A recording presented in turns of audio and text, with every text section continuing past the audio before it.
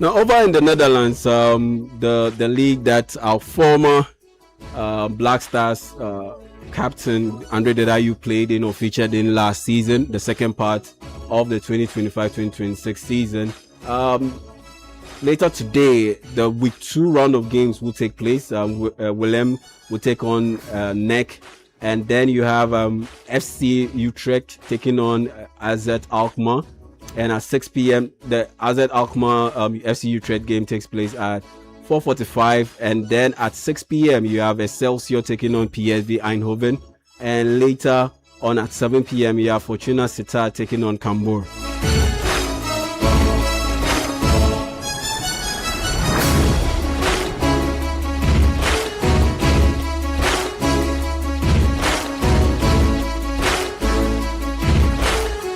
More games from the Dutch Eredivisie on Sunday. On Sunday at 10:15 a.m. you have ADO Den Haag taking on FC Groningen, and then at 12:30 you have Feyenoord taking on Go Ahead Eagles, and then at 12:30 also the same time you have FC Twente taking on PEC Zwolle, and later in the day, that's at 2:45, you have Ajax Amsterdam taking on SC Heerenveen.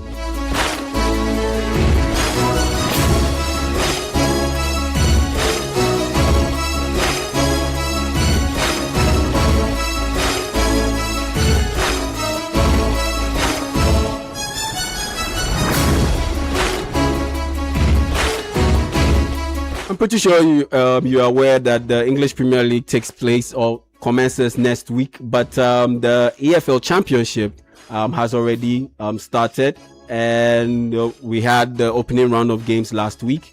Later today, we'll have the second round of games taking place. Some have already started, actually. Let me run through the results quickly and then give you the update on the games that will come up later today. And so Bolton Wanderers in the early kickoff game, they beat Preston North End by 2-1.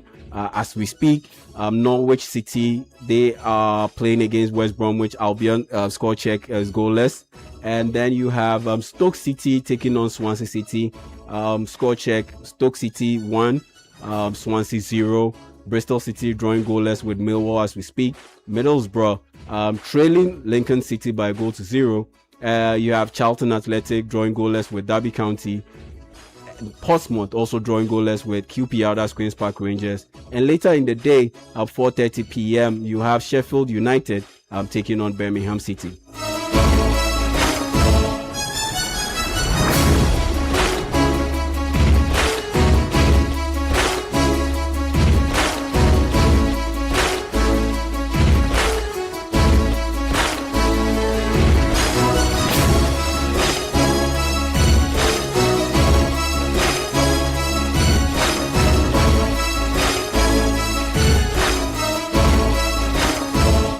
Now, Sheffield United, that's where former Manchester City player Calvin Phillips plies his trade these days. And Birmingham City, that's where you have, Ibrahim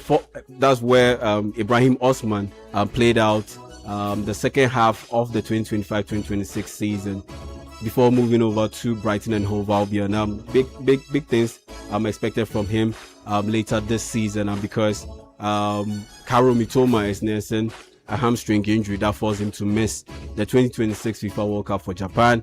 And Yankuba Mente, who has been their go-to guy on the wings, he also picked up an injury in pre-season. And so, yeah, it is very clear that Ibrahim Osman's chances of staying put at Brighton and Hove Albion this season and featuring in the English Premier League, yeah, his chances definitely look bright.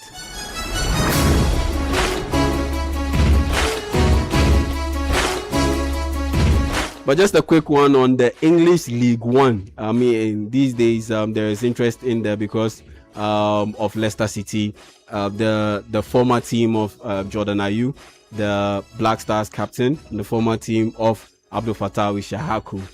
At this point, the game is already done. So Leicester City won, Notts County won, and so yes, Leicester City, their struggles continue.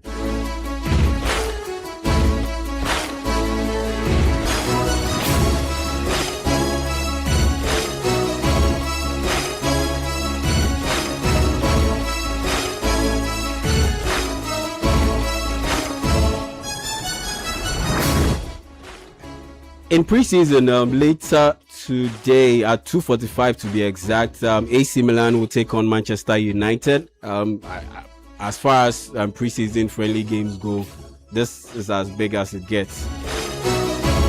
Based on the recent history involving these two teams, AC Milan head coach Ruben Amorim served as Manchester United head coach just last season. Will be interesting to see how he fares, or his new team fares, against his former team.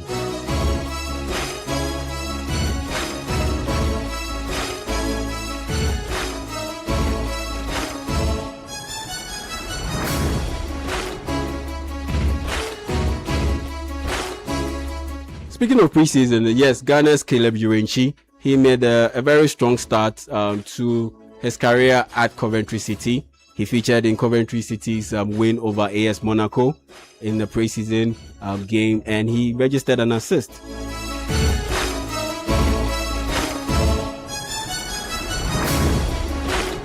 And after the game, unsurprisingly, you had the manager of Coventry City, Frank Lampard, give him some solid words of praise and commended him for his effort. Caleb Ureni joined Coventry City after the 2026 FIFA World Cup run with Ghana's Black Stars for a record fee of $30 million. That's a club record fee of $30 million. He joined Coventry City from FC Nordsjælland in the Danish League. Yes, he is another Right to Dream Academy product.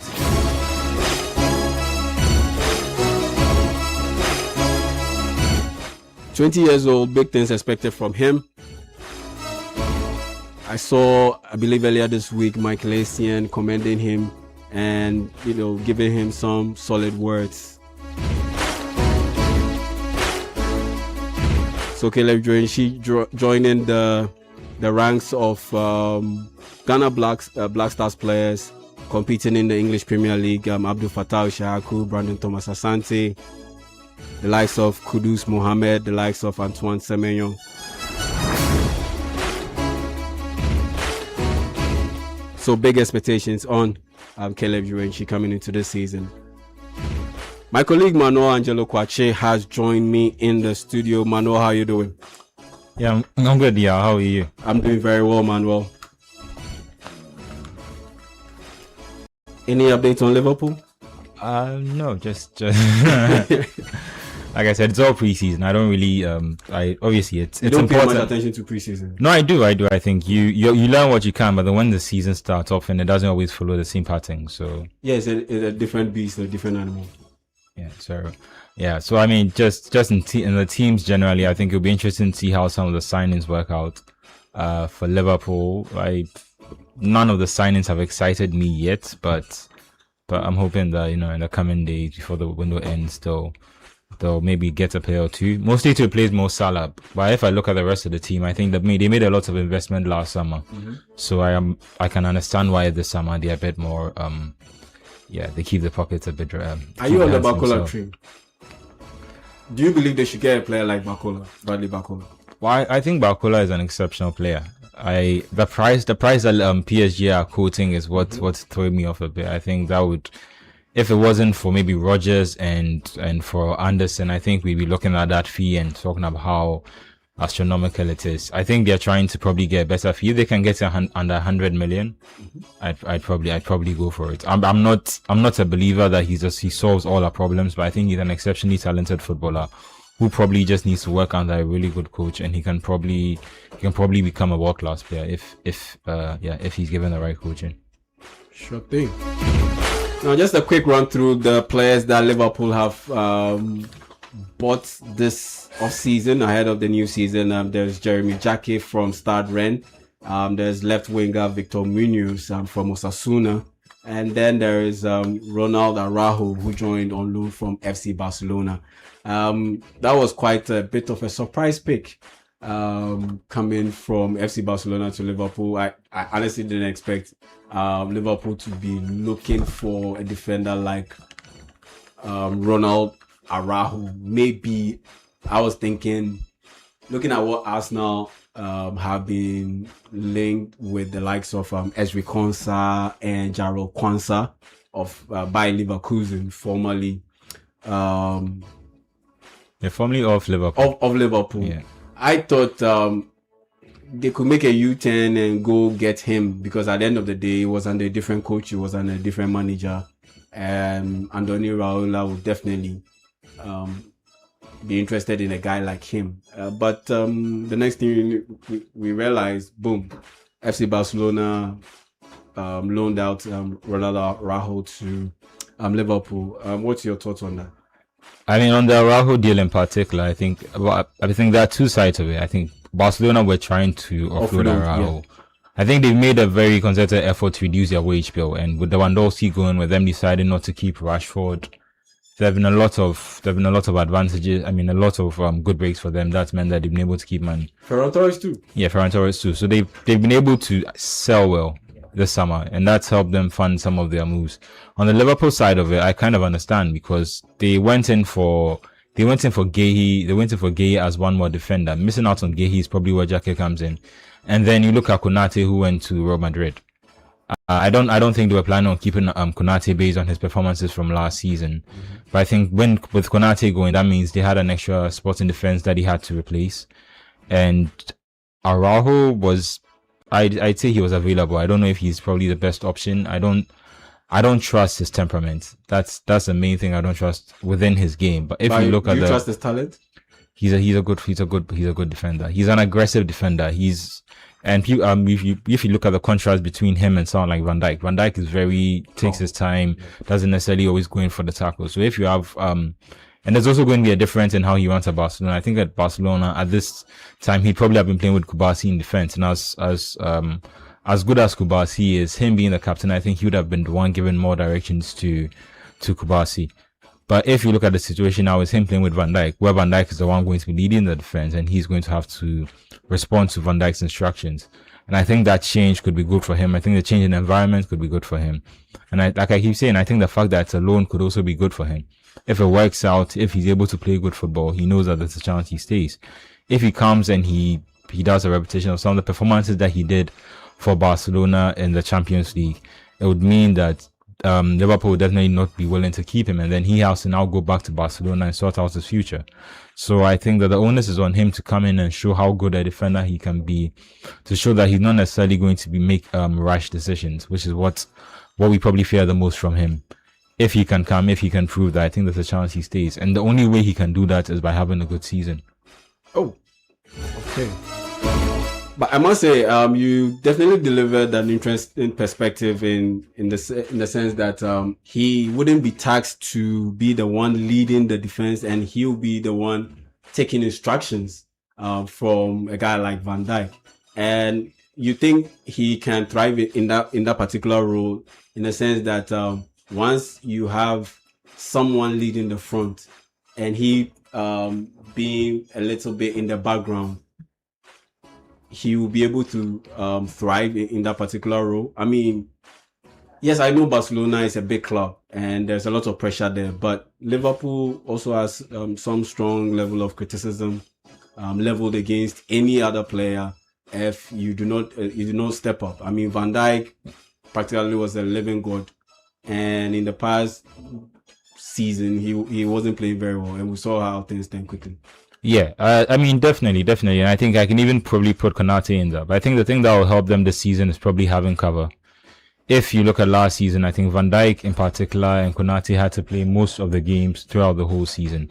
And I think that had a telling effect getting towards the end of the season on the mistakes that they were making. I think there was a point where they probably had too much game time in their legs. Same with Szoboszlai. If you even go back to, I think, was it an EFL Cup game where he tried to give a back pass and he ended up just setting it up. There are times where you can, just by the fact that you are doing things constantly, so there are times where you get into autopilot, and rather than just, you rely on instincts rather than sometimes thinking through the moment. I think Araujo in particular could benefit from that relationship. And I think that if there are times where he either gets tired or he's not playing well enough, the other people within the squad, we have Ureni coming back from his ACL, you have Jackie within the squad, you have other players, and Gomez is still around. You have players within the squad who can come in and you don't have to always be in the firing line. And like I said, for him in particular, it depends on his future at this club depends on how well he plays. At Barcelona, I'm not sure if I'm not sure there's a future for him, because they're looking at Laporte now. Kubasi is definitely going to be there long term, and they're looking at someone like Laporte to come in and partner him. And I think if you look at how they want to play football, they probably need better ball playing centre backs who can tackle, rather than Araujo is also good on the ball, but I think if you compare him to Kubasi, there's probably a gap, and that's where in Liverpool. That also, I've seen it pointed out that I think maybe the high line that Barcelona played wasn't too good for him. He's not the quickest defender. He's fast, but he's not the quickest defender. For him. Yeah, and that's what led to, if I can remember, probably the game against Inter in the Champions League. He made some mistakes that were probably imposed on him, and then he reacted to the situation, and his reaction wasn't the best at the time. I think coming to Liverpool, I don't know the qualities of Areola when it comes to defense. That's probably maybe the one thing that would that not necessarily worry me per se, because I think last season, even when he had his whole defense cleared out, he was still able to rebuild a new defense. And you had players like even Senesi right now, who's moved to Spurs. He was able to make other players who are not as good come and look really good within his system. So it all depends on the system and how he's going to play with Araujo. But like I said, it depends on Araujo and how well he plays. If he plays well, he knows that he has a shot of staying at Liverpool. But even more importantly, he probably has a chance to go back and be captain at his club if he plays extremely well. If he's unable to do that, then it means that he like I said, his own future is at a crossroads. Yeah, his own future is at a crossroads, and I think that that's something that he also has to have in the back of his mind. Not necessarily just rely on the coach to put up a system that makes him look good. I think he also needs to show his own personal qualities for this team. Sure thing. But I do honestly believe Liverpool need a defensive midfielder, a new one, because you can't seriously depend on Ryan Gravenberch throughout the entire season as your sole pivot, because Liverpool will be competing in 4 competitions: EFL Cup or Carabao Cup, Champions League, the League, and the FA Cup. At some point, you can't seriously rely solely on Ryan Gravenberch. Knowing how Andoni Iraola plays, or has his players play with a lot of intensity. We've already heard the infamous "my players can't last for 90 minutes" statement in preseason. I honestly believe between the whole Bakola thing, I think they are just okay in the front line. There's still Cody Gakpo in there, though. Yeah, the idea has been floated that he could possibly join Spurs. You have Isak, Ekitike will come back.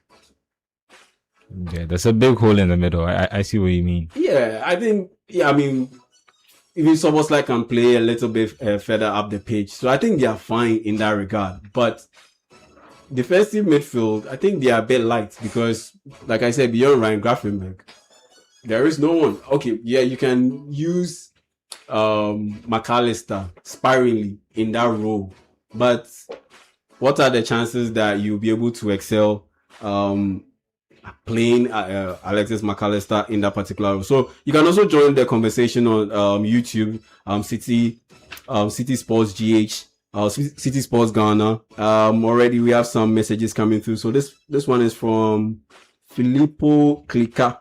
9503, and he says, "Yo, I'm loving your hosting of today's show so far, but boss, please smile small. Hey, Charlie." And this one is also from Filippo. He says, "Please give us Real Madrid update. Thank you, bosses. I will surely do that."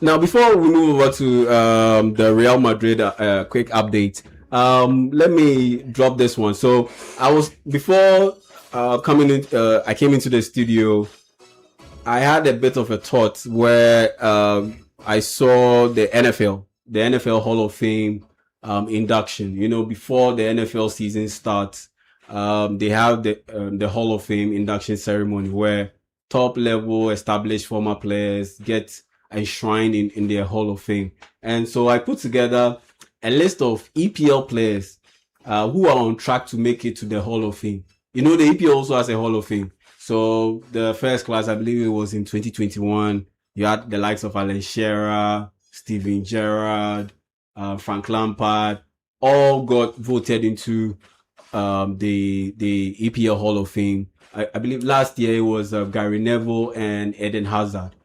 They got voted in, and I look at the terrain, the players who are in the system right now, who are playing in the EPL right now.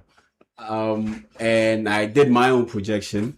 So I put together a team of players who are on track to make it to the EPL Hall of Fame.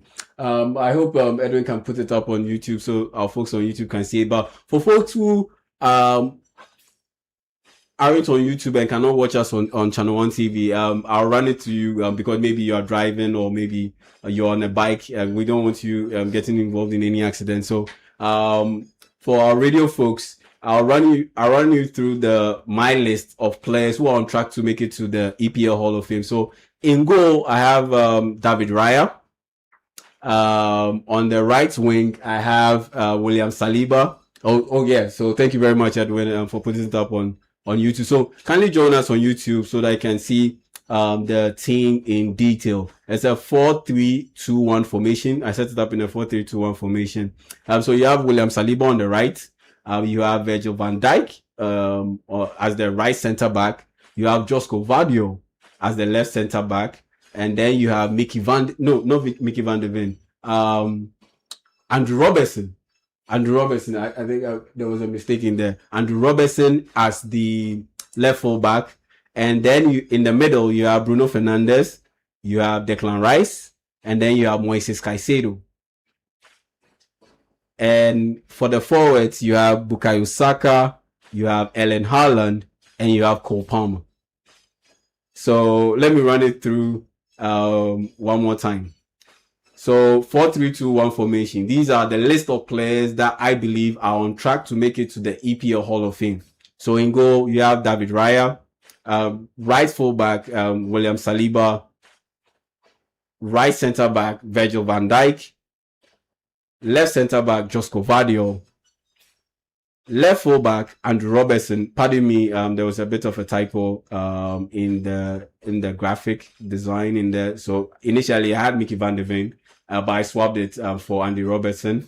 And in midfield there is Bruno Fernandes, there's Declan Rice, there's Moises Caicedo, and for the forwards there's Erling Haaland, there's Cole Palmer, and then there's Bukayo Saka.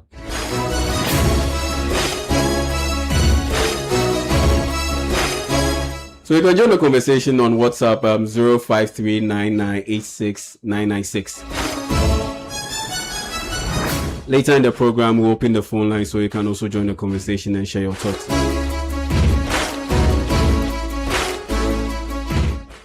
I am Yao Ejemita and I'm in the studio with Manuel Angelo Kwache. So Manuel, I mean, just to quickly touch on the Liverpool DM situation. Okay, sure. Yeah. Before you move over, I mean, we are still in the EPL. Yeah, but I still think that Liverpool made a problem when they failed to get Caicedo, and I've never really understood that move since then. Because in that summer, they made it very evident that the problem they wanted to solve was at DM. And they went all out, and apparently they put what would have then been a club record bid for Moises Caicedo. They missed out on him by Chelsea, improving on that offer and being able to reach an agreement with Brighton. But then after that, they got Endo, and then they never seemed to solve the problem. And it was Arne Slot who came in and thought of using Gravenberch within that. Yeah, there's Wataru Endo. Yeah, so I mean, I forgot him, man. He's quite old now. I don't even when he came into Liverpool, I think he was about 30. Yeah. So I don't think he's now going to turn into the player who's going to play all 38 games of the season and be revolutionary in that position for them. I think the problem has always been they tried to solve the problem, and at the time I thought they were paying too much for Caicedo. I'll be honest. I thought 100 million on this unknown player from Brighton would. I wasn't sure if he was a player who could solve the position. But if you look at him playing for Chelsea now, I think there's no doubt now that he's clearly a world-class player, and it would have been an investment for the future. And unfortunately, since then, they haven't been able to fill that position. And like we said, Gravenberch played really there, but he plays holding midfield in a different way, not necessarily in the Kante way or in the Rodri way. He's sort of halfway in between. And I think hybrid kind of. Yeah, and I think that right now they need to decide what they want to do with that position. Whether they need to, like when we have Thiago, who is going to start the play from that position, or whether it's going to be more like Fabinho. And we need to decide what style of player we're going to stick with under Iraola. in preseason, it hasn't been as evident. I think because of how many changes they have to make to the team and how many players haven't been available from the start, you can't really get a clear idea. But I think Raiola would probably want to also sign someone for that position. I think those are just the two priorities: sign someone for that position and sign someone who can replace the number of goals Salah gives you. Because as much as it's about replacing the position, fine, it's good. We need someone to play in that position. But we have a lot of players who can play across the front line. I think if Szoboszlai is going to be playing as the 8, if Szoboszlai is going to be playing as the 10, then there's an argument that Verts can probably now shift out to the right rather than the left. And then maybe on the left, you can also have a Ketike behind Isak. I understand the priority in finding another player who can play the position. But I think what you also need to replace is the number of goals and the number of contributions that Salah was bringing to the team as a whole. And that, I think, will probably take a fee that's in the region of what they are willing to pay for Barcola. And if they can only pay for one player, I'm also not certain if that player is Barcola. But like you said, there's still time until the end of the transfer window, so we'll see what happens.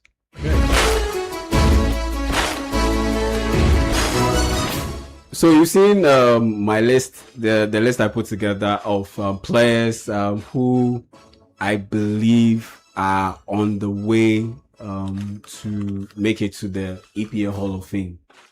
Yeah, players who are on track to make it to the EPL Hall of Fame. So, like I said earlier, kindly forgive me for the typo for folks who are watching on YouTube. The left fullback position, it shouldn't be Mickey van der Ven, it should be Andy Robertson. It should be Andrew Robertson. So, in this list, goalkeeper, we have David Raya. On the right side, we have William Saliba. Ideally, it would have been Trent Alexander-Arnold, but he's no longer playing in the EPL. I didn't include Rodri because Rodri is well on his way to, I don't know, whether Real Madrid or Barcelona. Mo Salah also has exited the EPL, so you can't place him in there. So this list is but we are just on the Salah one. We agree that Salah is still on track to be in the EPL Hall of Fame. Oh, yes, he is in the EPL Hall of Fame.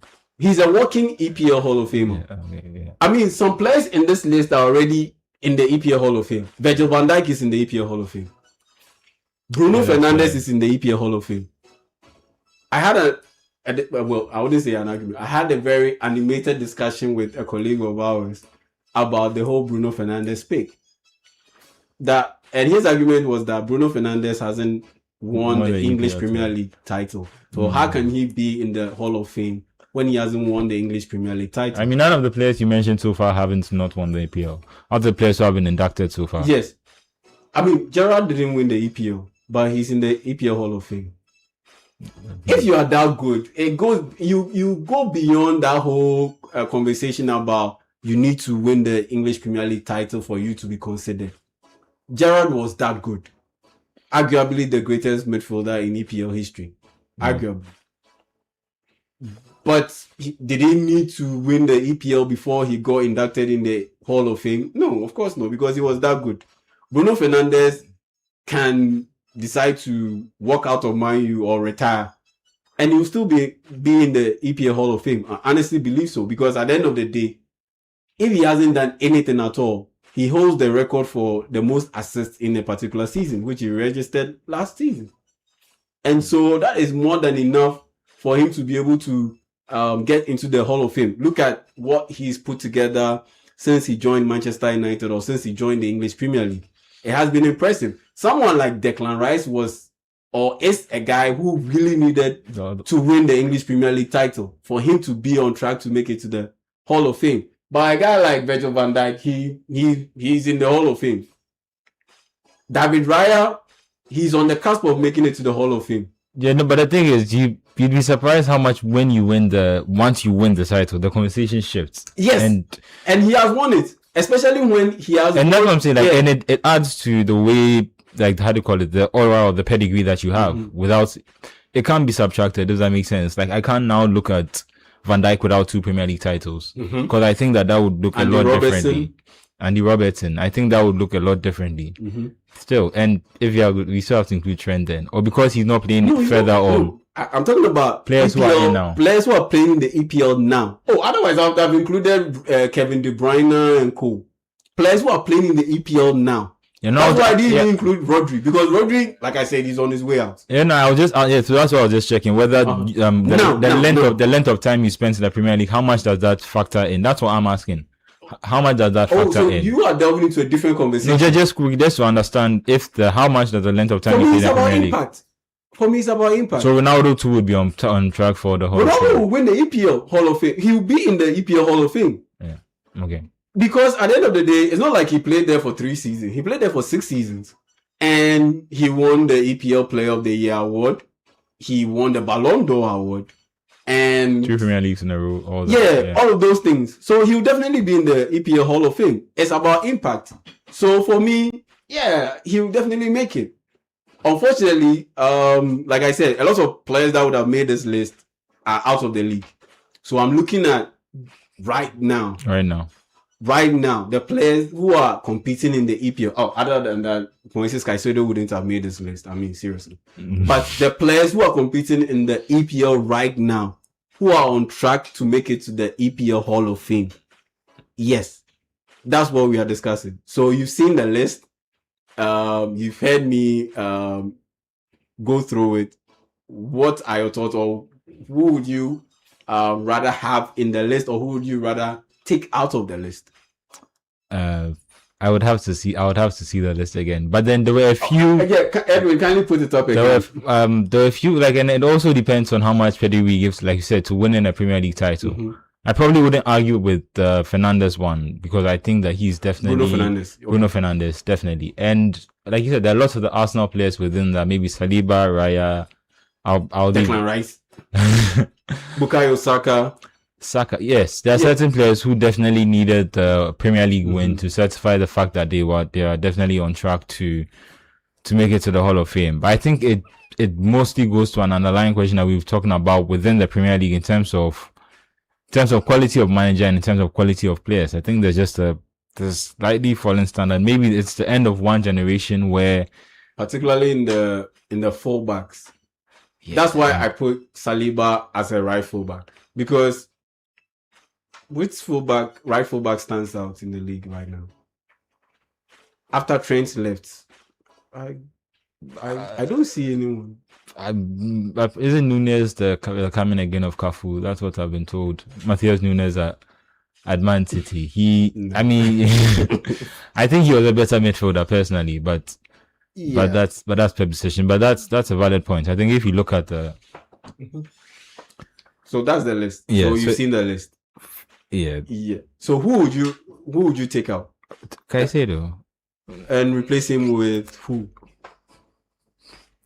I'd probably have to give a think about it. But if Henderson is still playing in the league, not my personal choice. I don't make the call, just like I didn't pick the England squad. Yeah. But I know for sure that Jordan Henderson is definitely one of the players who they would consider for the Premier League Hall of Fame. And if I'm comparing him right now in terms of what he's achieved in the Premier League, I think only Milner has more appearances than him out of the active players in the league right now. And he won the league title. Yeah, and he has won the league title. He was a captain, won the league title, won the Champions League. He was in brilliant form too. You get me? He hasn't been in brilliant form and who knows what Chelsea can go on to achieve this season, which would all add to. So if he wins a second league title, he's definitely in there. Hall of Fame. I know, not again. This is not a personal choice. I'm not Jordan. But like you are thinking. I definitely think Henderson is one of the players who would be considered for the Premier League Hall of Fame. Also for longevity.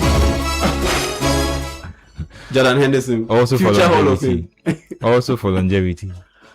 Well, if he makes that list, then I know there's purely English bias.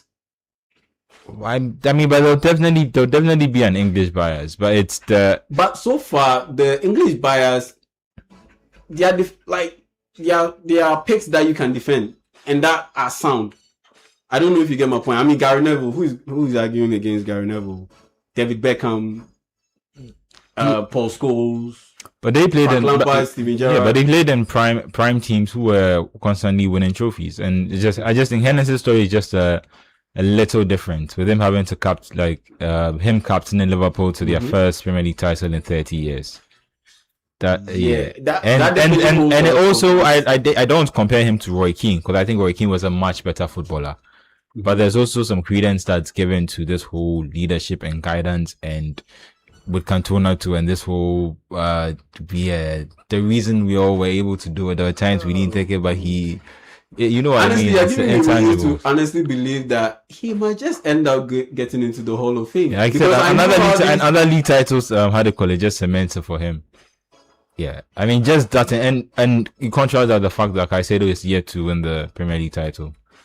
Yeah, and that's the point I made in that article of mine on citysportsonline.com, because he needs to play the way he's played the past 2 seasons for Chelsea and play the way he played at Brighton and Hove Albion for the next maybe 3-4 seasons for him to get into the Hall of Fame. Even if he doesn't win the league title, for me, I think that will be enough. Honestly, because Caicedo. Yeah. That would be enough, because you have to be. No, but he's playing exceptionally. But I'm not trying to disrespect football. What football is Caicedo playing that we haven't seen before? He's playing at an exceptionally high level. I'm not disputing that. What you've done, what you do has already been done before. Yeah, but then now you have Kante is not in the league, but you sound like Kante who won the league back to back. You have Makelele who won it with Mourinho. There's Michael Essien. There are a lot of and that's what I'm saying. And they're not even doing it position by position. If they're doing it by the year, they are doing it based on certain factors. Are you that good? Then they'll put you in, because the last one, it was Gary Neville and Eden Hazard. Yeah, and that's, you have to get in ahead of certain people, and that's if we're going by the fact that there may always be 2 players who have played better than Caicedo. That's what I'm saying. It's not a certain. If I look at the team, the only certainties for me are Haaland, Fernandes, and Van Dijk. Haaland, Fernandes, Van Dijk. Van Dijk. No, Andy Robertson. He's definitely going to the Hall of Fame. Looking at the thing is, and Andy Robertson too. Yes, Andy Robertson. Yes, and I based my argument of what usually transpires with the NFL. What they usually say, the popular phrase they usually pick is that in your generation, were you one of the top 5 or best players in your position? That's what they look out for. Yeah, I think that summarizes the question I was talking about with Caicedo. So Henderson, in his generation, was he viewed as top 5 top midfielders in the EPL? That's a good. The way you phrase that actually gives me a different answer. Was he viewed? Was he viewed, and per your estimation, you watched him play, was he one of the best midfielders in the EPL, top 5? And that's at any point in time in his career. That's how I put it. Yeah, I would during the title winning season, I'd argue he was. And it's not even technically, it's not about how well he played. Like, there are certain other things that it's maybe how he adapted tactically to certain instructions. It's maybe how he pushed other teams on. It's maybe the last minute tackle, or the fact that he was always tracking back. Like, there are different things that people will look at and used to place value on Henderson's season. It also depends on how well other players were playing during that season. The year we won the title, that's probably after Fernandes came in, and he was having, since 2020, he went on a crazy, he came with a bang, basically. So I'd be surprised if Henderson was the best midfielder during that time. But winning the league, playing I'm struggling to find compliments that actually mean playing consistently, being hardworking, and just guiding the team to the league. I think there are people who could view him. It's whether he was or not, I don't think so. Based purely on technical ability, I don't think so. But if it's about other attributes of football that go beyond just being a midfielder and go to maybe being a good player, maybe being a good teammate, maybe being a good captain, there are definitely arguments to be made for Henderson, and that it's intangibles that are probably going to help, that are set in other people's mind, that will probably help him, like you said, that will probably make him look better than he was. And like we keep coming back to, a league title helps. Would Essien make it to the Hall of Fame? Definitely. Okay. Definitely.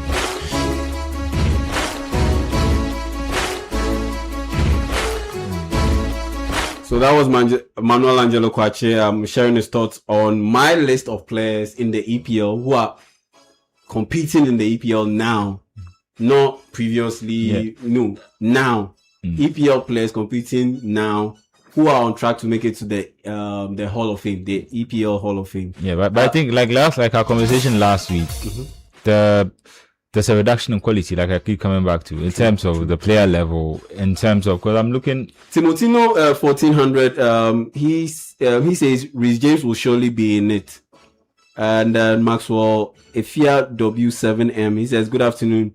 My shout out to you guys in the studio. This is Maxwell, known as Manzi, texting from Ashaman. So yeah, a few thoughts being shared on our YouTube page. So you can kindly log on to YouTube and check us out on City Sports Ghana. Yeah, I mean, Man City too. I think if you look at they've sold a lot of their good players, but there's still a lot of players there. Like Foden is definitely someone who is probably on track to definitely be in there. It's not in terms of quality, but he has like 6 league titles now, or if not, or 10 or something. Then he like needs that. to get back to that player of the season kind of form for the next 2 seasons or 3 seasons. You find it for a season. You find it for a season or 2, and then nostalgia will kick in. Like if people just see, English too. Yeah, people just start saying he was playing really early. You saw, I mean, Sterling's left the league, but you say he started playing really early, and that affected how the end of his career. By the time he got to the end of his career, he didn't have energy or he had run out of legs compared to some of the players who don't start as early as he did. Because Foden was playing for Man City at 17, 18,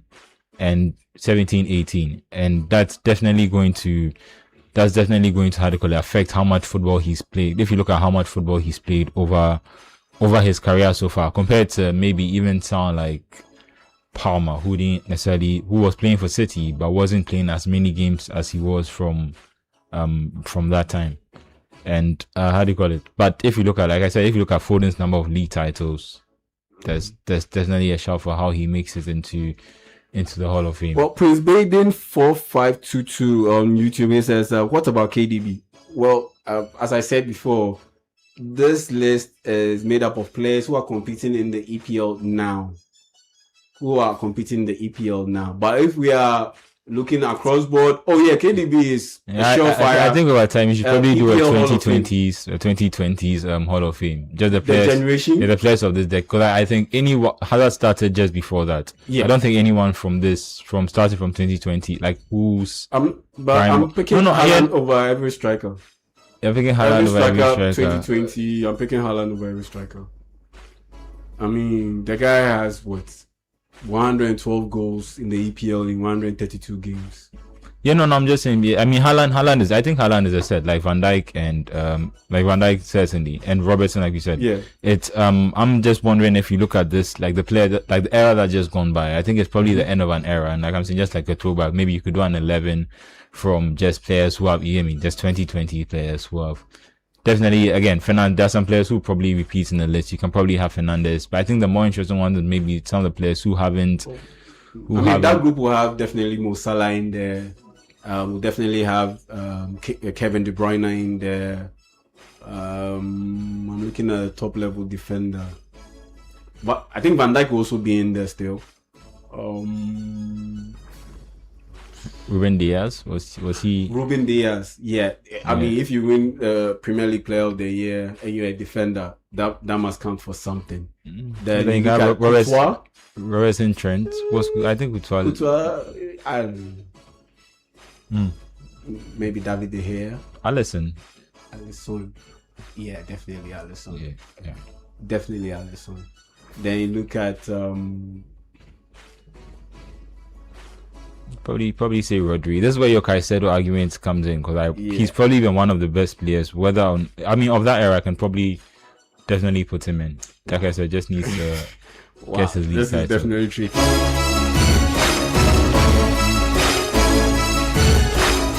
So Prince Baden comes back and he says, okay, so does Ruben Diaz has a shout in there too? So yeah, as Manuel said, of the 2020 past generation or that era, Ruben Diaz definitely has a shout in there. Is VVD a Hall of Famer? Yes, Sweet Kwame, he is a Hall of Famer. I mean, will be, but no, he is a walking Hall of Fame. Virgil van Dijk can retire today. He will make it to the EPL Hall of Fame. Definitely.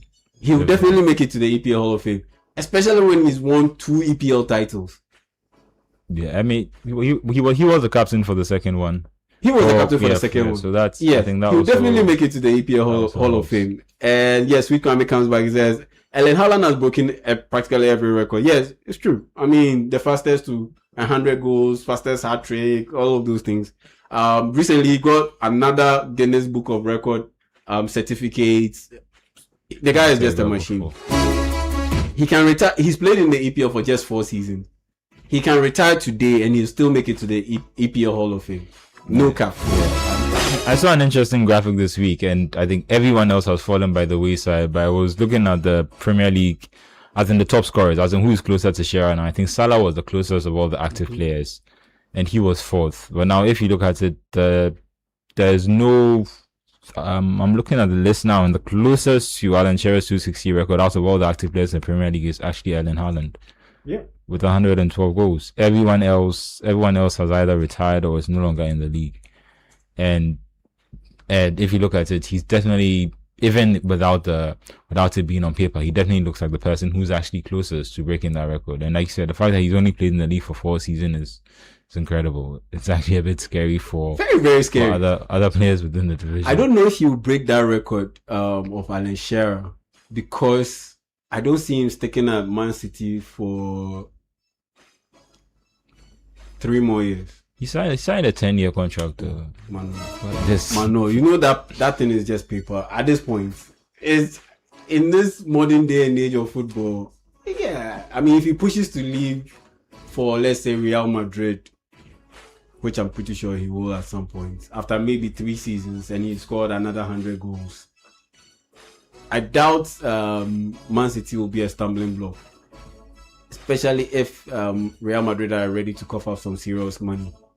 Yeah, I mean, Madrid have the money. I thought they didn't have money. The way they and some of the Spanish clubs are moving because of the registration and all that. But yeah. They signed quite a number of players on free transfer. Yeah, and they've surprisingly made a lot of money from selling players that were never going to play for Real Madrid. Yeah. Those 2 young boys at Fulham. Yeah, they shipped them to Fulham, made some, I think, what, 40-50 million pounds from it. Some solid money. I think Arbeloa could have a better strategy than bringing in. It didn't work for Ten Hag. Just bringing in players you worked with before. Obviously, and he's not even the most experienced manager. I can even understand Ten Hag, because Ten Hag has been around a bit, but you've just been at one club and you've seen a really good youth striker. I mean, I hope to see how it works out for Fulham. It looks like a heavy investment. And Arbeloa wouldn't be in the job if he hadn't been Real Madrid manager last season. Mm-hmm. So, okay. So on WhatsApp, the line is 0539986996.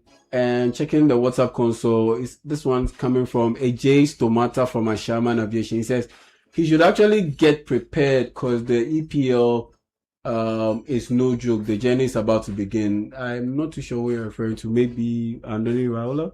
Yeah. Or Ronald Araujo. I'm pretty sure maybe you're talking about Ronald Araujo. So this one is coming from Lucky Boy from Tema. He says, good afternoon, City. We, the Man United fans, are optimistic that this season is going to be better than the previous season. We are going to win the Premier League and the Champions League, inshallah. Yes, I'm Lucky Boy from Tema. And this one is coming from who is it? I didn't catch the name. So this one says most of the players mentioned here shouldn't be in the Hall of Fame. The Hall of Fame is not a wholesale. What is Caicedo doing there? Bruno Fernandes shouldn't be there. Caicedo should never be mentioned. Stop it.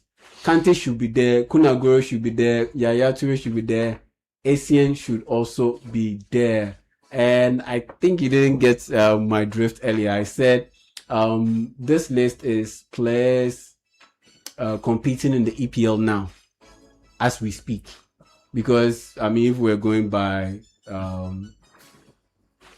the normal logical expansion. No, I mean, but if a lot of players in this squad wouldn't make it, and so it's players who are competing in the EPL now. It's players who are competing in the EPL now.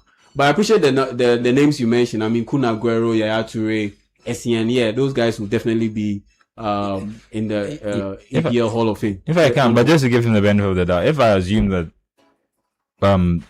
the thing is, as much as we are trying to give it to the players now, which I agree with, but then wouldn't there be a situation where they would have to get in beyond players who had played before, given the limited number of people who can go in at a time? But I guess that's not where the argument is going. Yeah. I mean, the opening year group, if I can put it, no, opening class, they had about 5 players inducted at a go. So it was Shearer, it was Steven Gerrard, Frank Lampard, David Beckham, and there was another, I believe it was Dennis Bergkamp. And there were about 5 or 6. So that was at a go. That was the opening class. Then in the latter years, it was 2-3. So like I said, last year it was Eden Hazard and Gary Neville that made it to the Hall. So potentially looking at the long list of candidates. Yeah, I think I like that phrase in the long list. If it's a bit to call up the way we have 55-man squad, they probably also have like 100-man list of players who are. It's a very long list, and yeah, definitely. Because Makelele hasn't made it yet. Like, Yature hasn't made it yet. Essien hasn't made it yet. Scholes must have been. I think Scholes has to be the last guy. 2023. Yeah, one of those two classes. I mean, the Man United team had it's gigs in already. Gigs. I need to check on that one. That's what I'm saying. There are lots of Man United players who are willing, who are waiting to just be almost like they're also in. They're also walking Hall of Famers. Yeah. Given what they have, they have achieved, and I just think that the competition is really high, and that's why I feel like you need to match up. I mean, they just started it 4-5 years ago. So I honestly believe with time, they'll catch up. Yeah. It will match with the demand because there's a huge backlog. There's a huge backlog. And then NFL, how many players get in a season? I remember it was initially it used to be 6 and they reduced it. It used to be quite 4 and they increased it to about 6-7 and they reduced it again. So the last one that you had Luke Quigley, formerly of the Carolina Panthers. You had Drew Brees, former quarterback, New Orleans Saints. You had Roger Craig, former running back. You had Adam Vinatieri. They were about 5. So it hovers around that number, between 4 and 6. And so with the EPL, I'm pretty sure they will level up eventually and start increasing the number because last year it was just 2, and then Hazard and Gary Neville. I honestly believe that's not enough. So Mama, this one is from a texter. Kindly add your name and where you are texting from. He says EPL players who are competing now, who are eligible for the Hall of Fame. He says number 1, David Raya, Haaland, Rodri. Okay, well, for now, Rodri is still competing in the EPL. I doubt he will compete that long. So there's Declan Rice, there's Saka, there's Odegaard. Well, that's your opinion, but I honestly don't think Odegaard will make it to the EPL Hall of Fame. Though he's won a title, I honestly don't think he'll make it. Ureni Timber, he has a chance to make it. I mean, if he can play the way he's played over the past 2 seasons for the next maybe 5 seasons, he'll definitely make it. Antoine Semenyo, he's had a good start. He needs about 4 more seasons of that kind of performance, plus a league title or 2. I think he will get in because that position that he plays is loaded. Wing in the EPL is loaded because Sadio Mane, Robert Perez, we can go all back. Those guys, Sadio Mane, Charlie, and he mentions Gabriel Magalhaes. Will Gabriel Magalhaes make it in your list? Should he have made my list?